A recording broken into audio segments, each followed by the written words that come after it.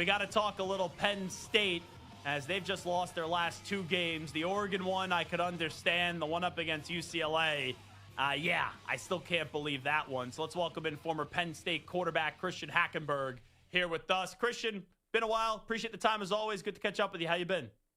Yeah, man, I've been good. Appreciate the call up from the bullpen, man. Stoked to chat about some unfortunate circumstances. Yeah, so I know that it happened on Saturday, right? The emotions after losing to Oregon, then you get ready for UCLA.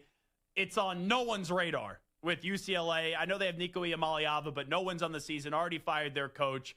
I'm walking into the weekend. I didn't even think about really paying that much attention to Penn State UCLA. And then I'm thoroughly watching it because UCLA is right out of the gate and they have this big lead. With how the game ended and with them now losing, having to process it the last few days, just how do you react to what happened to your school? Yeah, listen, man. A lot of credit needs to go to UCLA for pulling that together. I mean, Jerry Neuheisel for never calling a game before in his life, called a gem. Nico played his tail off. But at the same token, you get punched in the mouth early there. They stole a possession with the onside kick, another great game plan. But a team that's desperate is going to do those types of things. And what I think disappointed me the most was the inability to kind of calm down from that point on. Talk about the roster depth they have there. Coach Franklin was obviously very excited about alignment and getting Knowles. It is a very talented roster, point blank period. But the inability for them to really settle things down once it got off the rails and get back control of the game was not good. When I look at James Franklin, this is why I've been very critical of him. It's not that he just can't win the big game, but when he doesn't win the big game, he makes a lot of excuses. And when he's doing his press conference the other day, and he just throws in the travel part of it, when Oregon just came to you and beat you, so you have to go out to UCLA, and that's a reason why you lose in your mind to a winless team. That's something to me. I just can't understand when he loses why he goes to that level.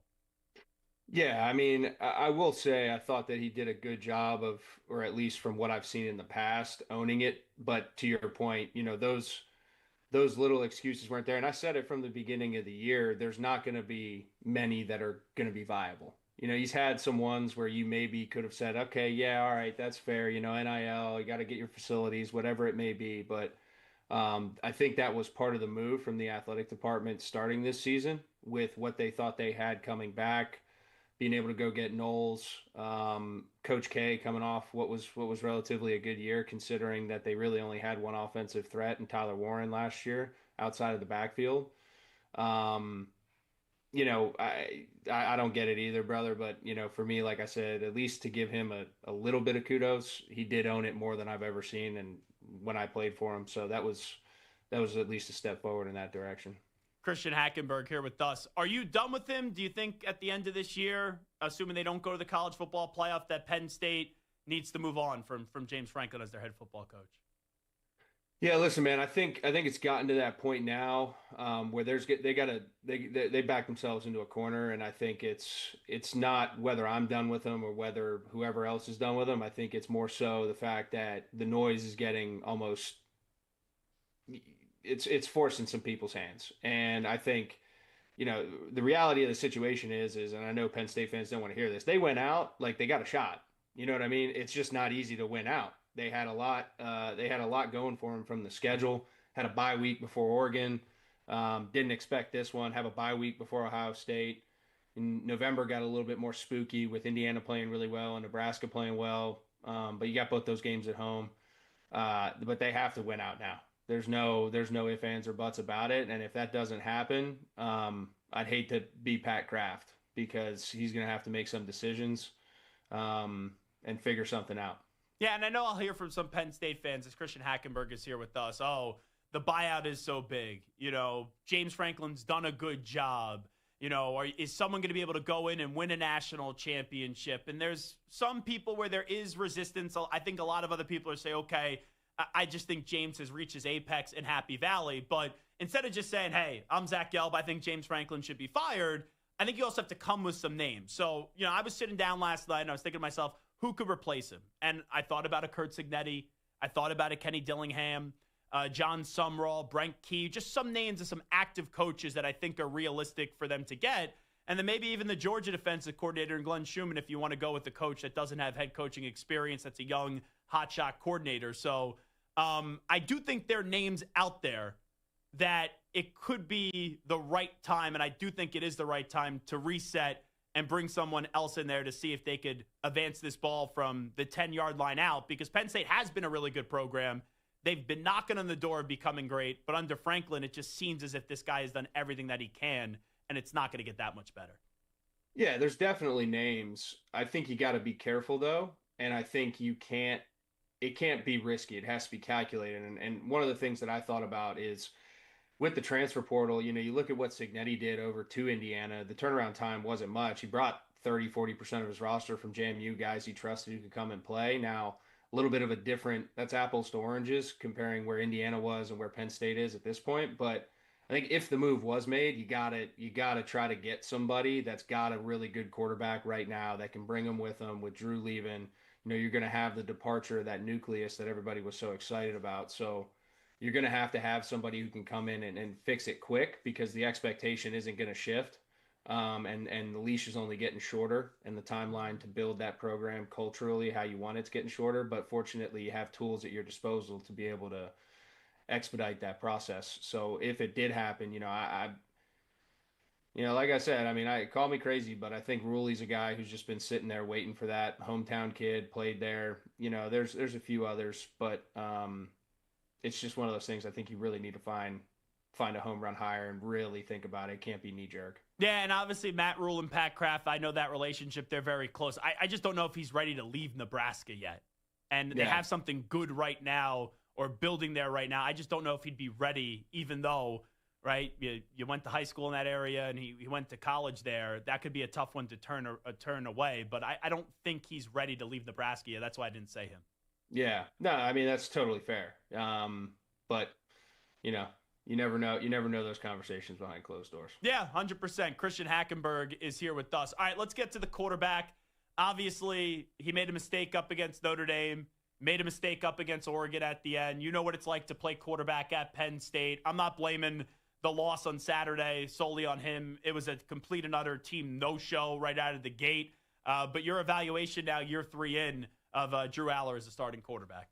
Yeah, man, I think he's struggling. And the narratives about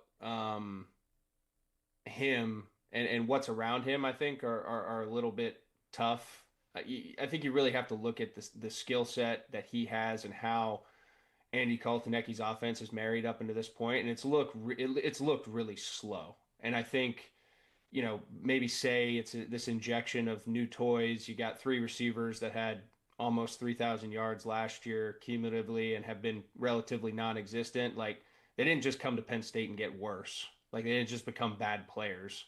They're not playing confident for whatever reason. And I think that's where Drew struggled, because realistically speaking, I said this, might be an unpopular. He played his tail off against UCLA. Played his tail off in the back half of the game against Oregon. He started terrible, but played his tail off and fought, and I can at least respect that, But when you only get 3 cracks at it in the first half against UCLA, that's tough. And then,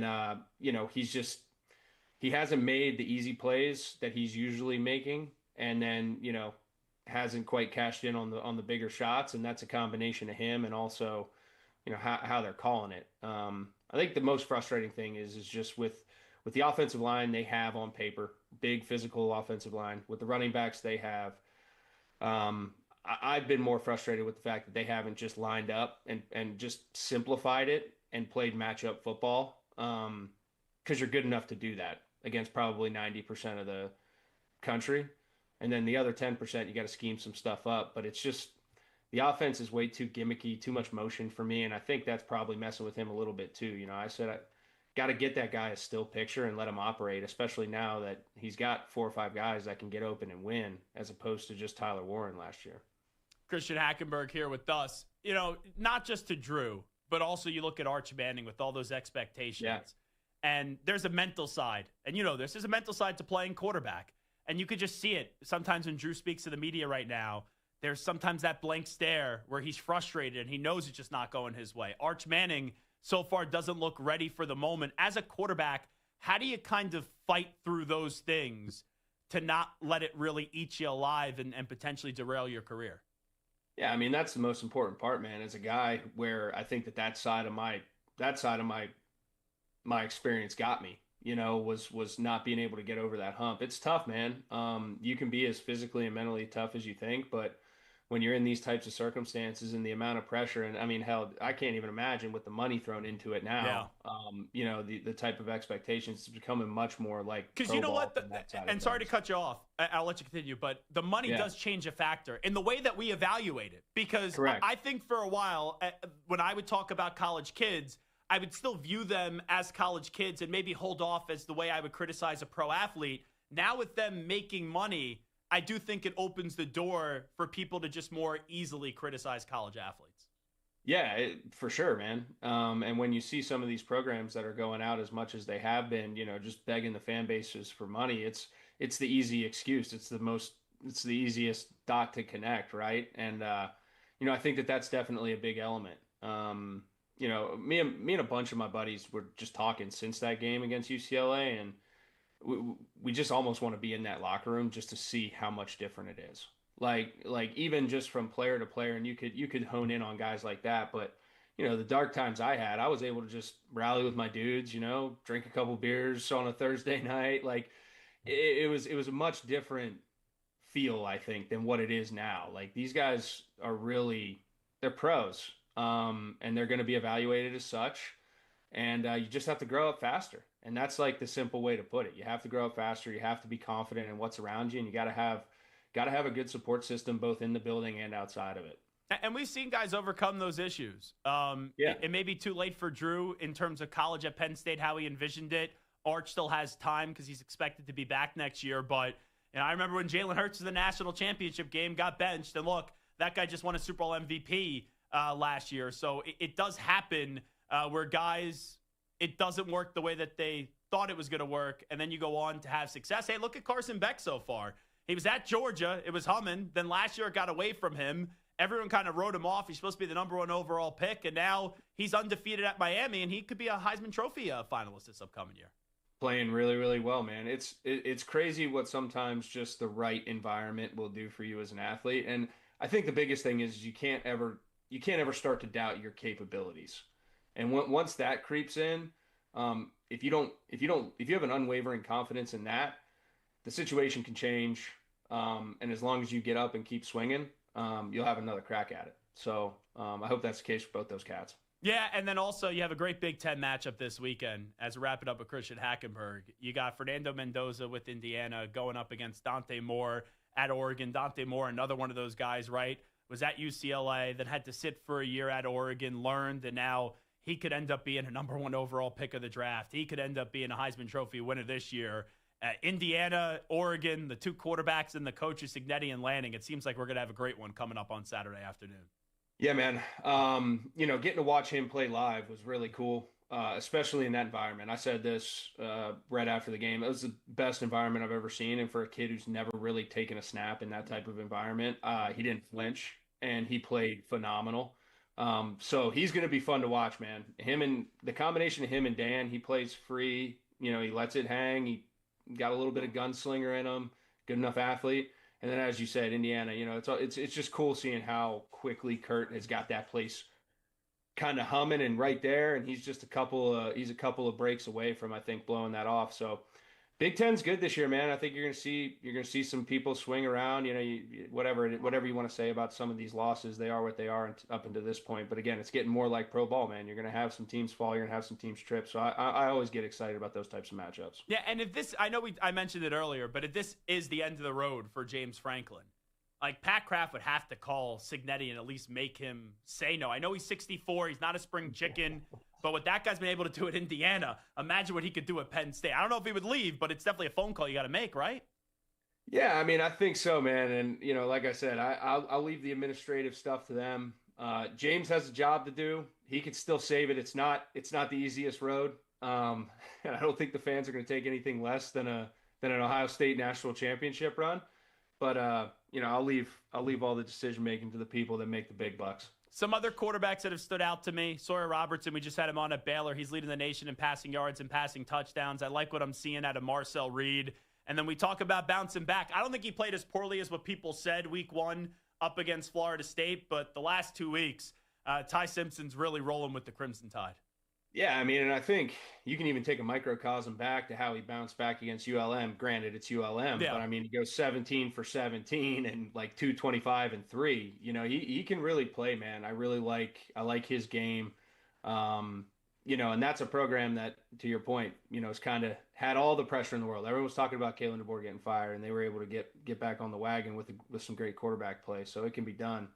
Tip of the cap to Ty. They got some things cranking down there. Let's say you were still the quarterback. This is the last thing I'll ask you, Christian Hackenberg. Let's say you were still the quarterback at Penn State and you were leading this team this year. You're curious of what it's going to be like in the locker room. What would you be saying in the locker room to go on one of these redemption tours and one of these redemption seasons that we've seen? So what happened the last 2 weeks isn't what defines this Penn State football team. Yeah, I mean, listen, man, I think, you know, words only go as far as people are willing to listen. So, you know, I think a lot of this goes back to falling back on those tougher times, the off-season workouts. And if you got that voice, like I don't know if Drew has that voice. I had it. You know, we could call a players-only meeting and we could get this right. But at the end of the day, I think this team has to have truly a screw everyone but us mentality. And I mean, the janitors in the building, the chefs making your food, like they do not matter. They are the enemy. And you have to kind of have that type of mentality. And it's truly a burn the ship situation, you know, come back with your shield or on it. And that's basically the gist of what I would have. And I'd look every single dude in the face and see who's a war daddy and who's not, and say, you getting on the ship or get the hell out of here.